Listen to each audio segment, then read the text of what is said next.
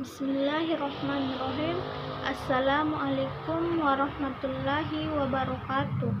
Perkenalkan, nama saya Nur Indah Sari, NIM 603116070, jurusan Biologi, Fakultas Sains dan Teknologi UIN Alauddin Makassar. Selanjutnya, saya akan menjelaskan materi yang pertama dengan judul pendahuluan mikrobiologi.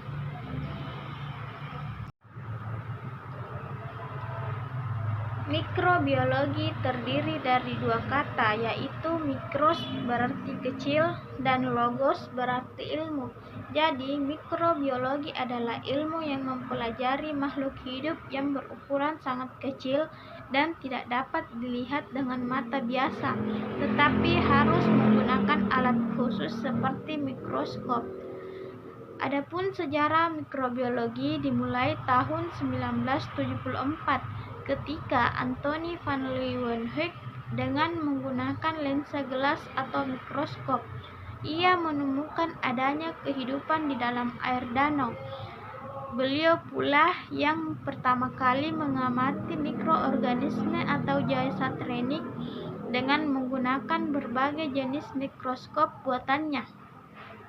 Menurut Pescard dan kawan-kawan, bahwa Leeuwenhoek mengamati makhluk hidup dalam suspensi yang dikoreknya dari sela-sela giginya. Sedangkan menurut Fardia 1992 bahwa Leeuwenhoek juga mengamati adanya kehidupan di dalam setetes air danau dengan menggunakan lensa gelas. Benda-benda yang hidup diamatinya disebut dengan animalcules. Animalcules diamati dalam berbagai bentuk, seperti bola atau kokus, batang atau bacillus, spiral atau spirillum, ukuran dan warna. Adapun asal-usul kehidupan mikroorganisme diawali dengan kegemaran seorang ilmuwan bernama Leeuwenhoek yang mengamati mikroorganisme pada air hujan, air laut, dan kotoran gigi. Ternyata pada berbagai bahan tadi banyak ditemukan jasad renik, di antaranya protozoa, hamir, dan bakteri. Walaupun itu, Leeuwenhoek hanya menggunakan jenis mikroskop yang sangat sederhana. Kemudian berkembang munculnya jasad renik berasal dari dekomposisi jaringan tumbuhan yang telah mati, atau dengan kata lain, kehidupan muncul begitu saja dan berasal dari bahan mati, sehingga dikenal dengan teori generation spontanea atau abiogenesis. Abio berarti tidak hidup, sedangkan genesis artinya asal. Teori tersebut diperkuat dengan pembuktian bahwa daging yang dibiarkan membusuk akan menghasilkan belatung. Namun teori tersebut dapat dipatahkan oleh Francesco Redi melalui beberapa percobaan yang dilakukan, sehingga berkembang teori baru yang dikenal dengan generatio spontanea atau biogenesis, yang menyatakan bahwa kehidupan berasal dari bahan yang hidup. Hal ini dibuktikan bahwa belatung pada daging yang membusuk tidak terjadi secara mendadak dan berasal dari bahan mati, tetapi lalat tertarik dengan daging yang membusuk, kemudian bertelur di atas kain yang menutup dagingnya, kemudian tumbuh belatung. Teori itu pun akhirnya disanggah lagi oleh beberapa tokoh yang menyatakan bahwa mikroorganisme terjadi secara tiba-tiba.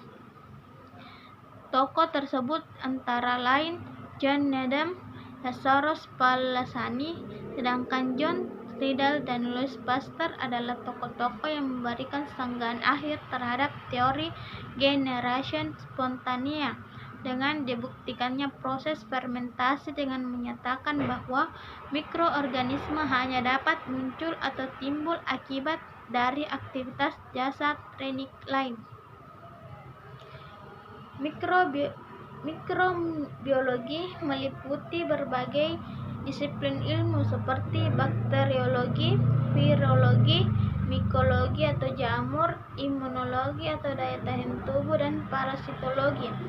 Makhluk kecil tersebut dinamakan mikroorganisme. Mikroorganisme ini adalah yang merugikan dan ada pula yang menguntungkan. Yang merugikan contohnya yang menimbulkan penyakit pada manusia seperti mikroorganisme penyebab penyakit TBC, yaitu Mycobacterium tuberculosis. Adapun yang menguntungkan yaitu mikroorganisme yang bersifat flora normal, yaitu keberadaan dalam tubuh lazim atau biasa dan tidak menimbulkan penyakit. Bahkan ada beberapa yang memiliki manfaat, misalnya bakteri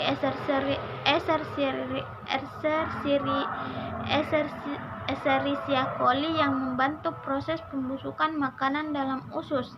Dalam mikrobiologi dipelajari mikroorganisme yang berkaitan dengan penyakit infeksi dan dicari jalan bagaimana cara pencegahannya, penanggulangan, dan pemberantasannya. Sebagai contoh, ditemukannya antibiotik kemoterapi untuk mencegah kuman penyebab infeksi. Sekian dari materi pendahuluan mikrobiologi. Terima kasih. Kurang lebihnya mohon dimaafkan. Wassalamualaikum warahmatullahi wabarakatuh.